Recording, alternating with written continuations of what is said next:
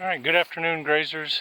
Today is the 28th of September, and was out of town for about a week and came back and still moving the cows across here.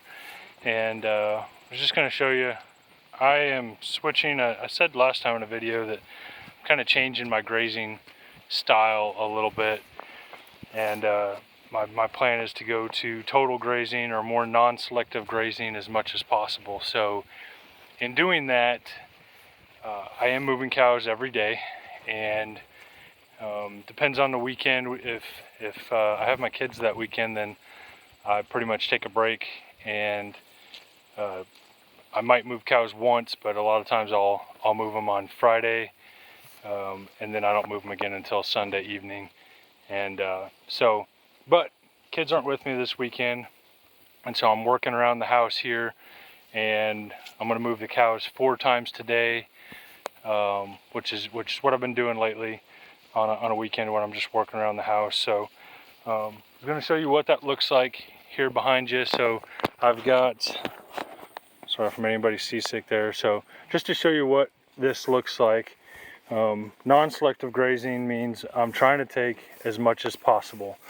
Moving the cows multiple times a day, such as 4 times a day, I could probably have a better amount of forage taken, and the term we use for that is harvest efficiency.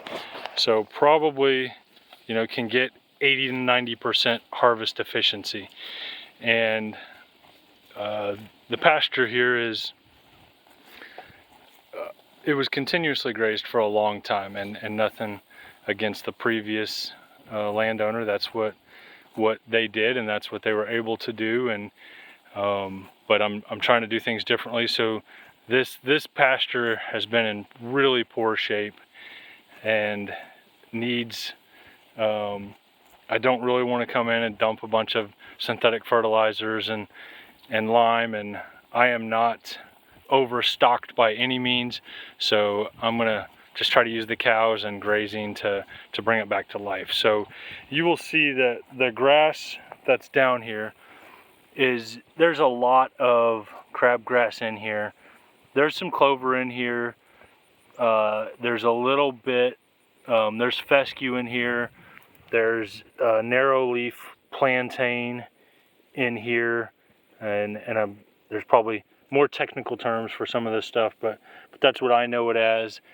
And so the cows are moving across through here, as you can see, and I'll show you. Just moved them. I need to do an acreage on this to figure out how much area this is. I'm going to guess we're grazing around 250,000 pound stock density. Can't really go higher than that. The grass isn't tall enough to go higher than that, in my opinion, for what's here. So just to kind of show you what I just moved them. They were on this section right here, and you can probably see the line right there where they're at. And so as they're moving over, I'm going to say, maybe 70% harvest efficiency. I'd like to see 80 or 90%, but I'm sure types of grass make a difference and all that. So the idea is that we are moving, I'm moving the cows away from water. I do not have a lane that goes back to water, even though, depending on how far across here that I get.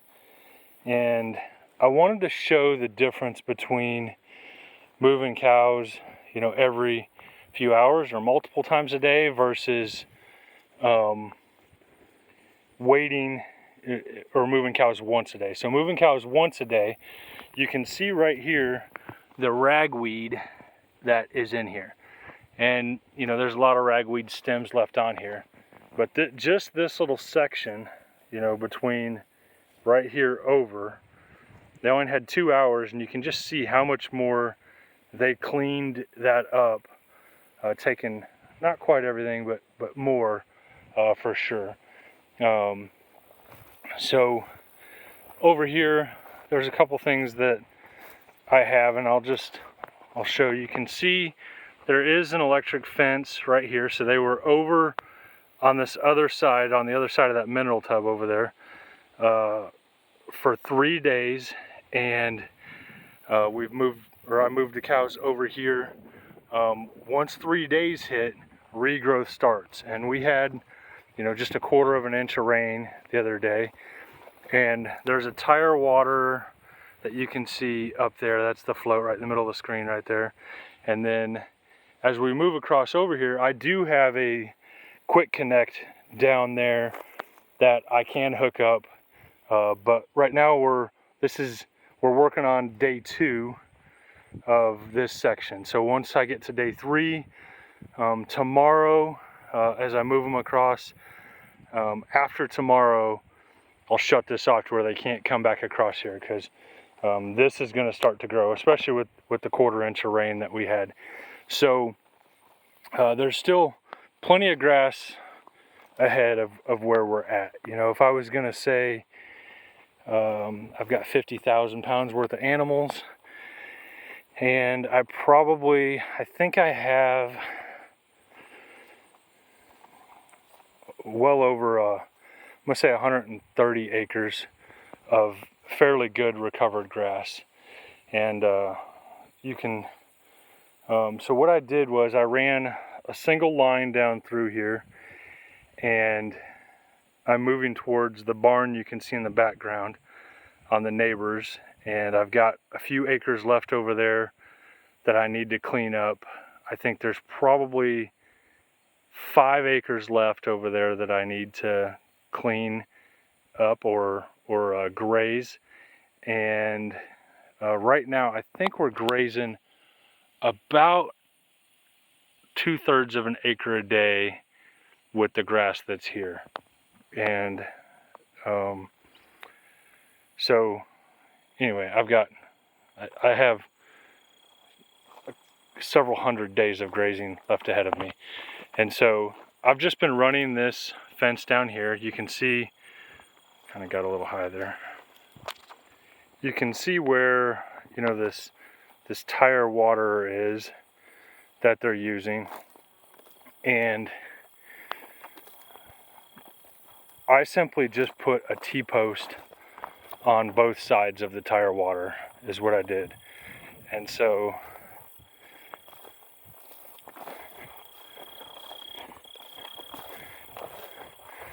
the cows don't walk across the tire water. I'm not saying that they couldn't, but they don't walk across the tire water. And so I've just got a T-post on both sides that the electric fence runs over to, ties into a perimeter electric fence. And like I said, you can see where I was grazing on this other side over here. This was 3 days ago. And this is why, after 3 days, I'm going to say your grass starts to grow. But most of this was eaten down to the ground. It's one of the last sections they were at. And just 4 days later, you can see all the regrowth that's already started to jump here. Well, if I let the cows come back over here, this is super high in protein right now and sugars, and so they would absolutely come back over here and regraze this. But by moving them off of here, grazing this in a high density, moving them off of here, you can see just 5 days later with a 1/4 inch of rain how this is starting to jump back up. And so that's really the whole goal here, is to set everything back as much as possible. And I know I haven't. There's buck brush in here that needs to get set back. If I came in and mowed all this behind, which maybe eventually that's the goal, but I've got a full-time job, and I've tried to spend time with my kids as much as possible when they're with me. And I work almost an hour from where I live, so I'm gone from the farm almost 11 hours a day. So to come in here, it's a work-life balance. Everything I feel like is a balance. So mowing right now is low priority to me. So hopefully, down the road, things will change, but that's what it is right now. So going back over here, as you can see, been slowly working way across the field. I'll say the manure is, when I move cows multiple times a day, the manure looks significantly better than it does, moving them once a day. I apologize for the wind. I'm sure that's going to be loud. We're still getting a little bit of spin-off cloud moisture that wrapped behind Hurricane Helene. Even though we're over here in central Missouri, south central Missouri, but still, we've got some wind that's picked up today. So we're going to work our way across over to the neighbors where that barn is at. Going to finish grazing over there. Once I'm done grazing over there, I'll start working my way back across this pasture here, and I think I'll have about 11 acres left over here to graze when I come back over here. So and we're gonna keep doing this, grazing as high a stock density as we can, for a work-life balance, and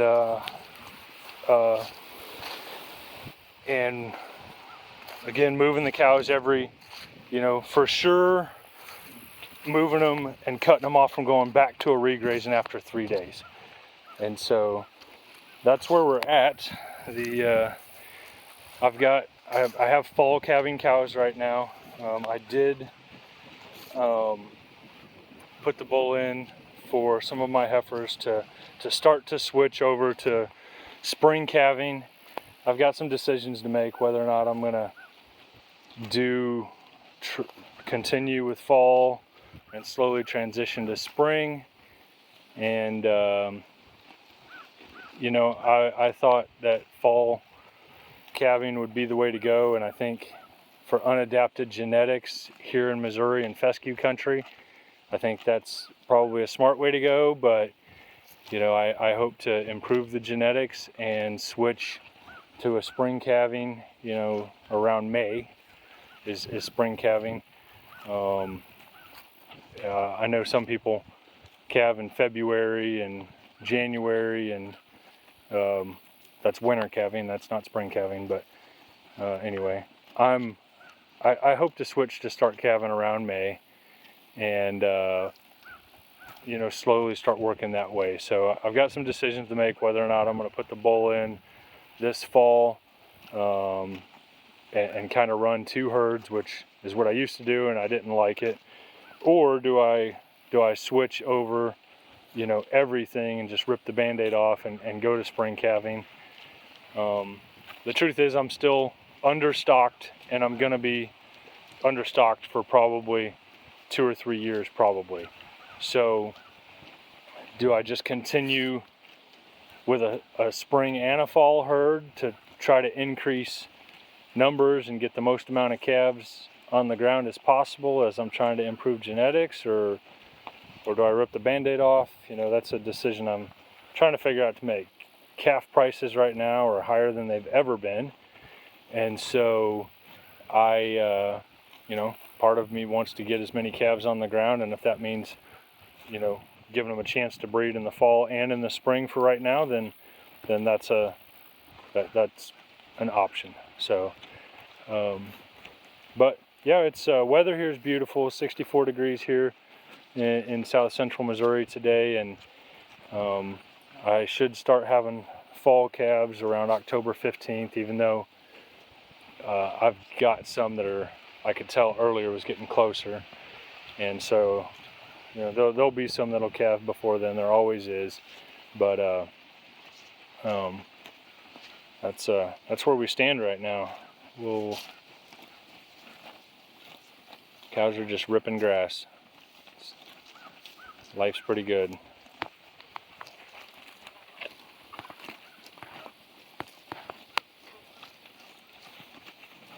Some of these cows got a nice slick hair coat, and others of them the hair is longer, and that's all playing into cows I need to get rid of. I've learned, you know, recently more about calves than what I ever, or about cows than I have for the last 8 years I've been doing this, or whatever it is now. I've learned more probably in the last couple months than what I knew in the first 8 years. But and so, you know, once you know better, do better, I guess. You know, I thought I was doing the right thing with how I was rotating cows, and you know, you do the best you can with the knowledge that you have, and that's where, you know, like I said, once you know better, do better. That's the only thing I can say. So now that I know better, I've got some management decisions I need to make on how to improve the genetics and grazing management and things like that. So it's which I enjoy. I really enjoy learning, and I enjoy, I guess, finding new ways, more efficient ways to do things.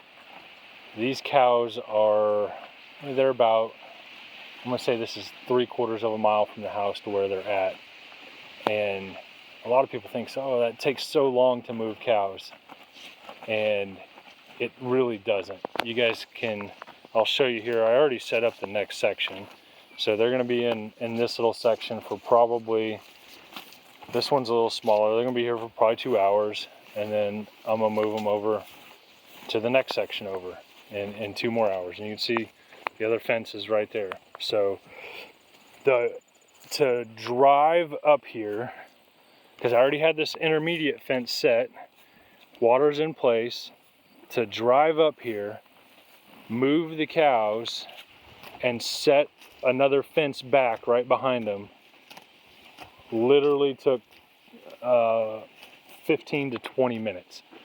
Of course, I've been standing here talking for 17 minutes now, but it is not, once your farm is set up for these moves, it is so much easier, you know. So I'm gonna move cows 4 times today, and that is gonna take me about probably an hour and a half of my time total, other than me talking on this video. We'll add 20 minutes there. So an hour and 40 minutes to move cows 4 times.